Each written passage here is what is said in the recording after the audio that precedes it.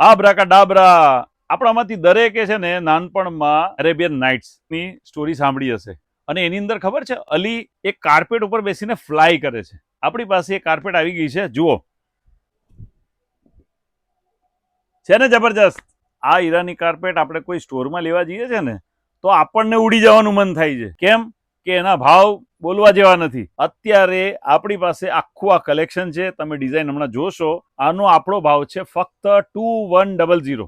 આની અંદર નીચે જે ફેબ્રિક આપેલું છે ને એના લીધે એ ફ્લોરિંગ ઉપર સ્ટિક થઈ જાય છે